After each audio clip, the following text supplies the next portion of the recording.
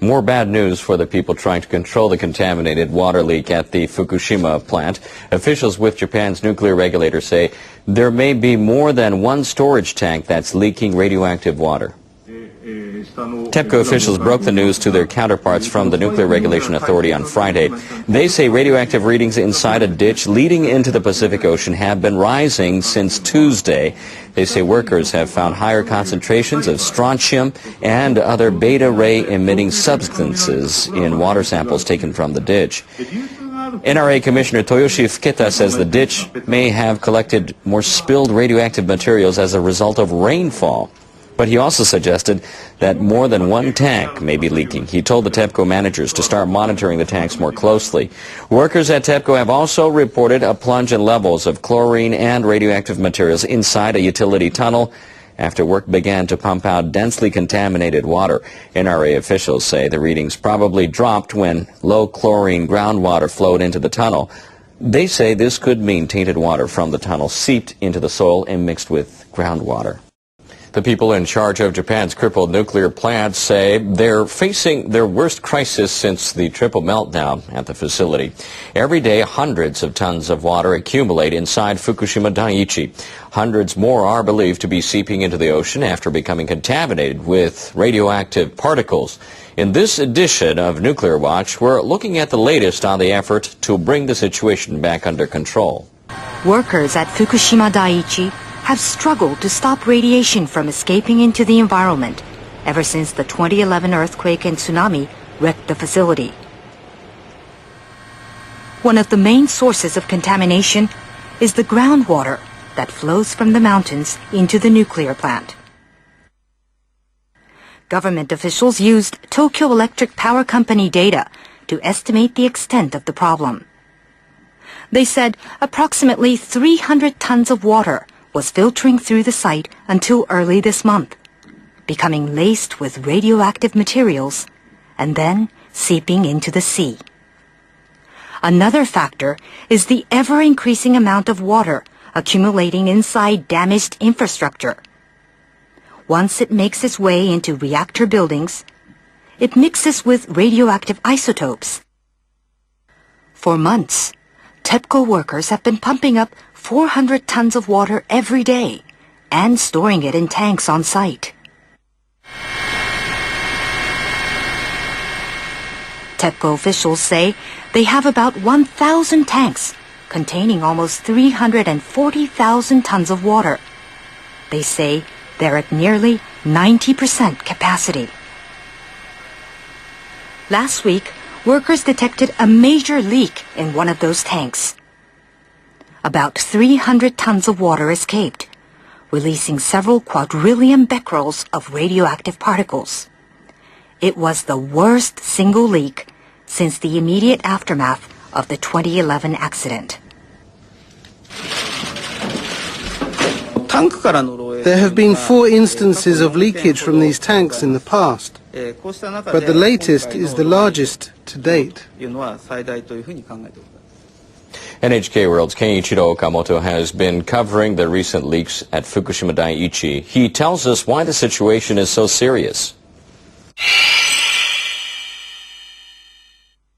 Inspectors measured radiation levels around the storage tank that leaked.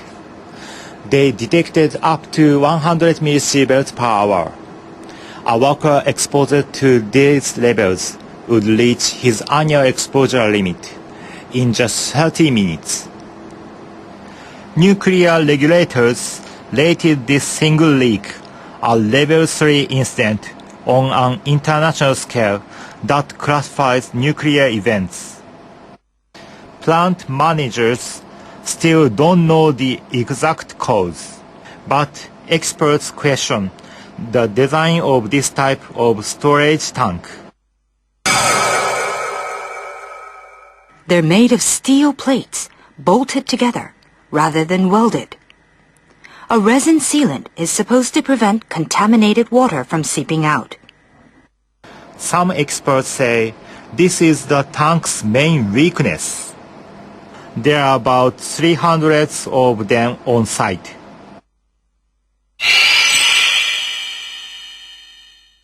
We have learned that TEPCO workers didn't keep any records of visual inspections of the tanks. In addition, they didn't equip some tanks with devices to detect changes in water levels. Managers say they'll put these devices in all the tanks. And they say they'll send inspectors more regularly. They have also promised to replace the bolted tanks with more reliable welded containers.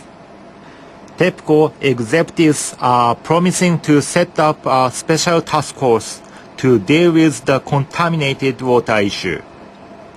And they say they will invite experts from outside Japan to help them tackle the crisis.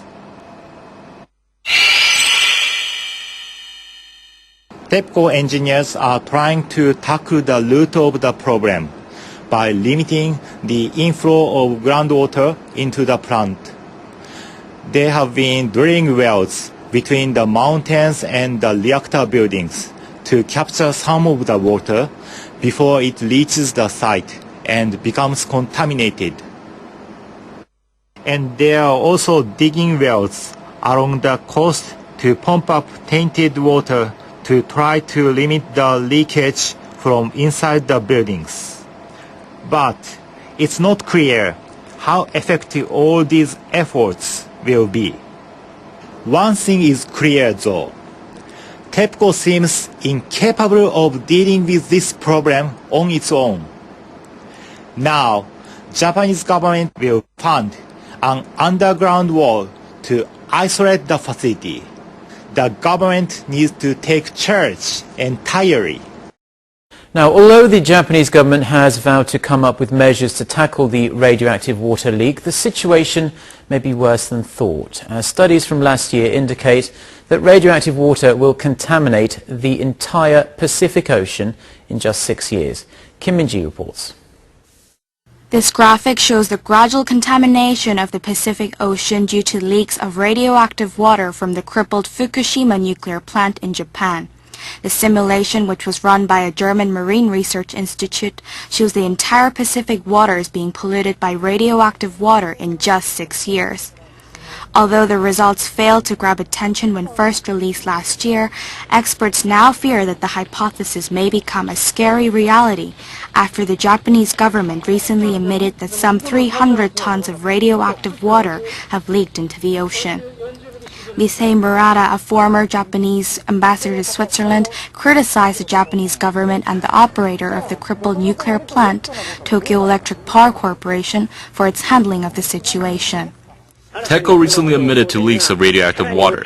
The amount is much more than the simulation had taken into account. The international community has also voiced concerns over the issue, but Tokyo, meanwhile, is busy drumming up support for its bid in hosting the 2020 Olympics. 2020 Tokyo, let's do well. Murata stressed the fact that Japan does not realize the gravity of the issue is more outrageous. If Japan can secure the safety of its own nation, it is being insincere in hosting an international event like the Olympics. It should step down. A Russian nuclear research center had also advised TEPCO to take measures 2 years ago, just after the accident broke out, but Japan turned down the suggestion. It's now been 2 years and 5 months since the nuclear crisis, and Tokyo has finally set out to deal with the problem. However, experts say that it may be too late. The former ambassador also warned that Japan may lose its rights in its exclusive economic zone if it fails to block the leakage into the 200 nautical mile zone. Kim Min-ji, Arirang News. To Japan, where the Fukushima nuclear disaster is entering one of the most critical phases of its cleanup, and some would say a very frightening phase. The Fukushima plant that was severely damaged during a tsunami in 2011 is leaking. It's causing the drinking water and seawater to be contaminated. There's over 300 tons of contaminated water believed to be pouring out into the ocean each day. Professor, what is happening right now at this nuclear site? Some are saying it is the most dangerous phase since that reactor melted down. Is what's happening now more precarious than the explosion, the meltdown itself? Well, I wouldn't say that it's more precarious during the month of March when, the country was nearly cut in half. However, from November of this year, they are going to start trying to remove the spent fuel rods from above reactor number 4.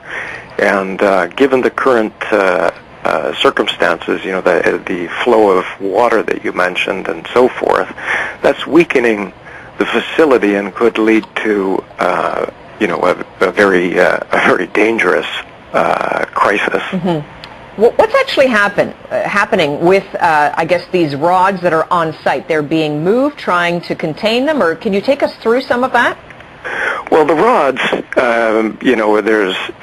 there are 1,300 used fuel rods above reactor number 4, and they contain, it's been estimated, 14,000 times the amount of radioactive substances released through the Hiroshima Bomb. And so you don't want any kind of slippage of the materials when you're trying to remove them or whatever to happen. And forgive me, but you said these rods are 14 times more radioactive than the bomb? Pardon me. The amount of radioactivity in the rods themselves is about 14,000 times that of the Hiroshima bomb that was, of course, exploded 68 years ago.